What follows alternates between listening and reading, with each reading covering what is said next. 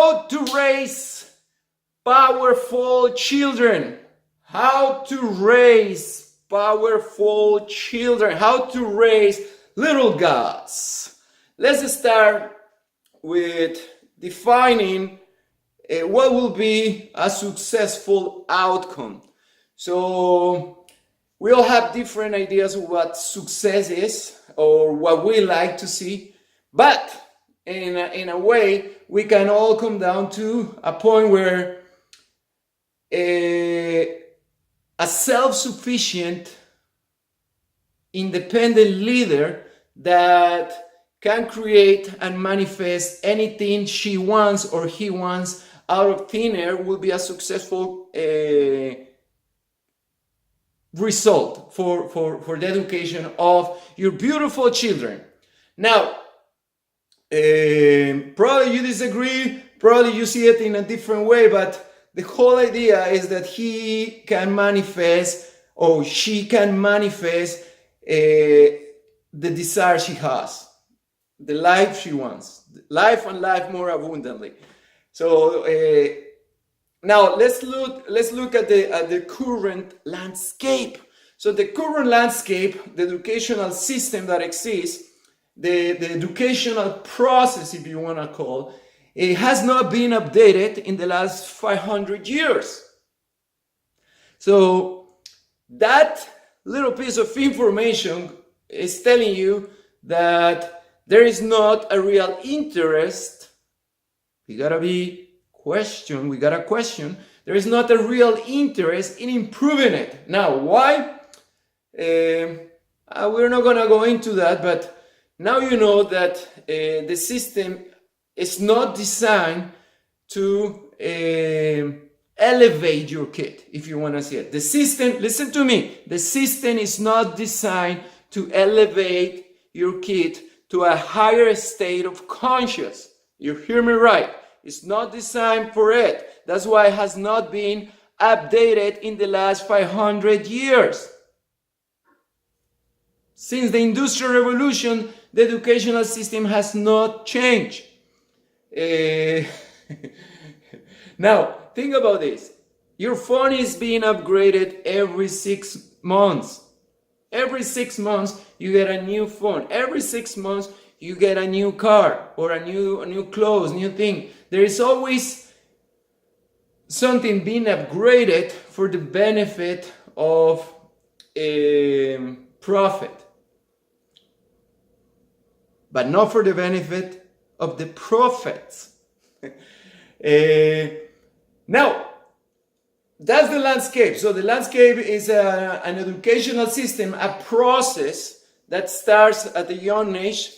Right now, that's another important point I need you to understand. Right now, if before when my father grew up or even my brother, parents stay with their kids at least until 7 years old, 10 years old before they send them to school. Now we're sending our kids to be educated by strangers before 2 years old. If you're lucky, you can keep your kid until 5, but that's very rare because everybody's working and everybody's finding ways to bring a good future for their kids. But we're neglecting a very important part. We're neglecting the emotional state. The emotional state of a kid between 0 and 3 years old is the most important state for the future of your kid. The first 3 years. Why? Because they are at a hypnotic state, and that hypnotizing theta state is when they absorb subconsciously, emotionally, all the information that most likely, that's gonna drive their life subconsciously. So they are not gonna be conscious of what they receive in these three first years of their life. They are not aware of what they got emotional because they were too young to process it, but their body instinctively will react to the emotions and the environment they are in. So when you send your kid to be educated by a stranger, your kid feel that because he's been separated from her God, her mom. Her mom is her God at that age, and she's being separated. Her God is sending her to be, her God is disconnecting her to be educated by the stranger, and that's a very harsh thing for a kid. Even if she doesn't speak, she's feeling it. So that is an important part of the to understand. Now, so we have a system that started at a very young age, as I'm telling you. Now, what we must understand, we already mentioned it, that it has not been updated. So it's an outdated system. It is very old, and it hasn't updated because it works better for the whole system.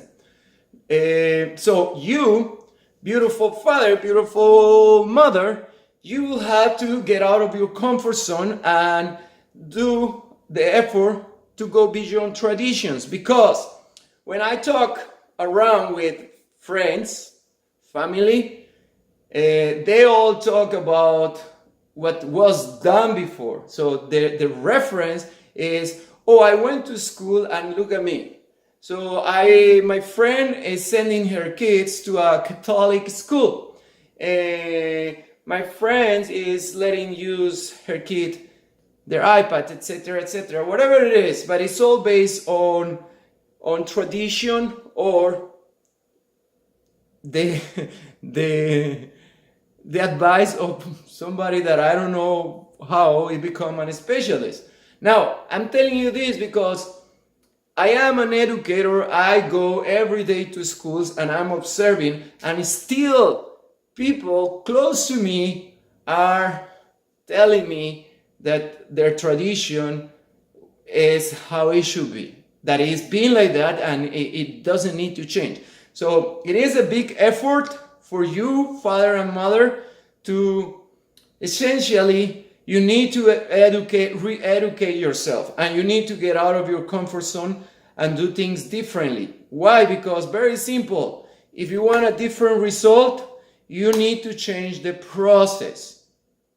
You hear me? If you want a different result, you need to change the process. If you don't change the process, the result will be exactly the same. I know it is more convenient. I know everybody does it. My friend does it, the friend of my friend does it, and we all send our kids to Catholic school. Oh, it's a private school. Yes, I got it. Still, a private school is not good. It's not good enough. It's the same process in a fancy package. Same process in a fancier packaging. It is not different. It is the same. Going every day, going to school in a room. Those methods of education are gone, obsolete. They do not work. Going and sitting down and listening to a teacher doesn't work. It has been proved in many ways that it doesn't work, and we're still doing it because it's convenient and it's tradition. Yes, and because that's what is being offered to us, and we haven't questioned it. Now, if you really care about your kid, you must change and create a new process for him or for her. Again, it's not easy. And my suggestion, because there are not many options out there, suggestions could be create a hybrid process between a homeschooling and school. Process will be get together with the family and be aware that at this moment the most important thing is the small kid, the kid that is between 0 and 3 years old should be the most important member of the family. So everybody should be shipping a sort of effort to keep it in the family, not to send him or send her out. So that's one option. create a good environment, create a team, a support team around this 1-year-old or young kid, young God, so he can stay longer with family, because he will learn better from her mother or his mother or her father or his father. Nobody will do it better. Nobody. Doesn't matter if you're not specialist. Your kid learn by osmosis, not by repetition. School teaches by repetition. Repetition is not a good system. Best system is to immerse in the environment and learn by observing and learn by discovering. By your kid, in order for him to discover, he needs to feel protected. He needs to feel supported. She needs to feel supported, protected. And nobody will do it better than you, father, than you, mother. Now, moving forward in this process, suggestion is do a hybrid. There are hybrids where you can do a little bit of homeschooling mixed with a regular school. If you do that, that will be very powerful, because you're changing the process and you are being part of the process. The challenge is that you gotta be part of the process. And I know we all go to work and we get tired. So ways to go around this is creating very special rituals for you too. Think about this. When you come tired from work, you wanna relax, right?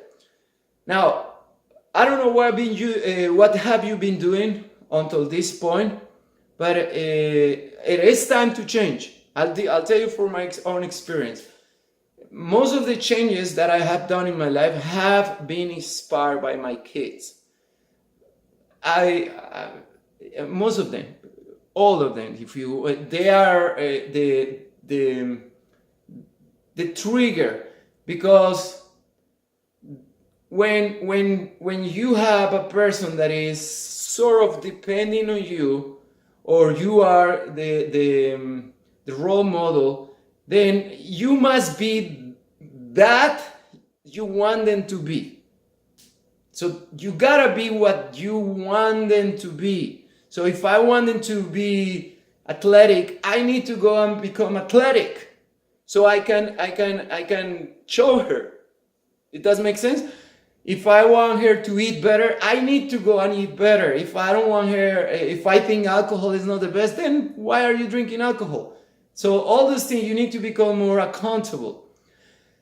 In that way, when you come from work, a good way to come together is creating a relaxation time, a recovering time, a recharging time. So you come from work really tired, and you include your kid and teach him the importance of relaxing.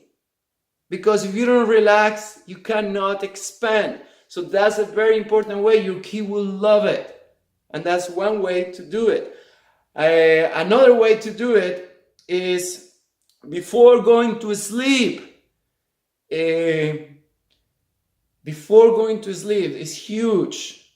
There is a moment of relaxation where you are able to really affect the subconscious mind of your kid. And that's very powerful. So before going to sleep, you can teach him to record her voice. If she's too small, you record your own voice, because mother, your voice, you're God for your kid. So your voice is so important for her. Your voice at that age, at the early age of a kid, your voice is the voice that talks to yourself for your kid, because your kid is yourself. Does that make sense?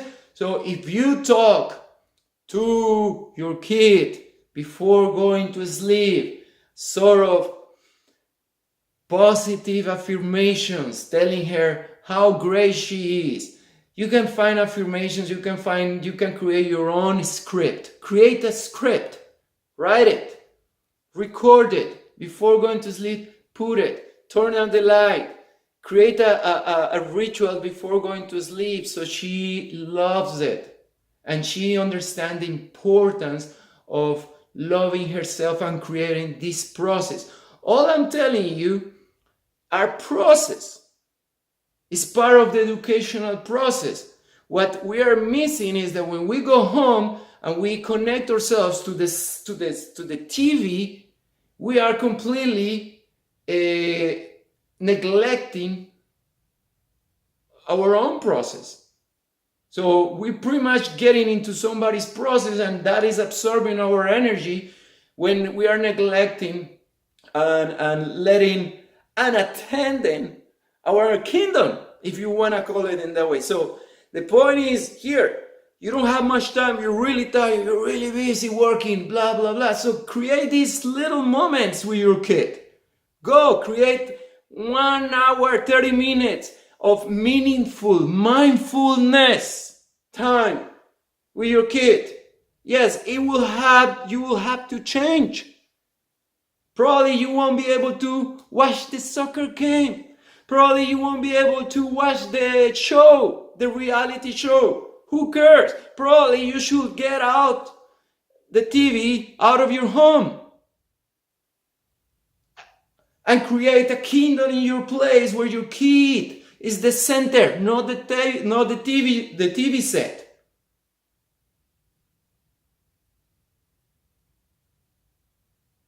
So,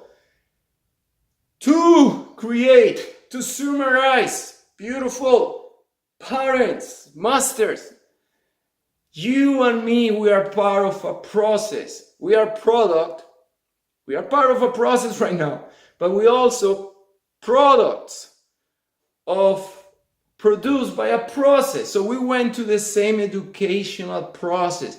If we want our kids to have a better life, and I know you do because that's the reason you go to work every day. That's the reason you came together with your beautiful wife to create a kingdom. So I know you want. Beautiful brother and sister, mom, dad, my friend, uncle, whatever it is, you must take charge of the process. You must optimize it. You must change it. You must look at it and see what's working and what's not working. From the moment your kid get up until the moment she goes to sleep, there is an educational process. Even when she goes to sleep, so you know this, in many native cultures, dreams are the language of subconscious. So what they do is they wake up, and as soon as they wake up, they sit down together as a family and have some tea, some water, some distilled water, beautiful water, charged water, intention water, whatever it is you want, and talk about their dreams. They write their dreams. So there are many ways to do it. If you want a very precise curriculum, do contact me at Space Mastery, and I'll send you a very precise curriculum on how to raise little gods, how to raise self-sufficient, independent leaders that can create and manifest everything from thin air. Boom. Love you. I hope this is useful. I really care about this because I'm a father and I love it. I'm in the process. So I'm in the same spot as you and I'm sharing my experiences. So thank you very much.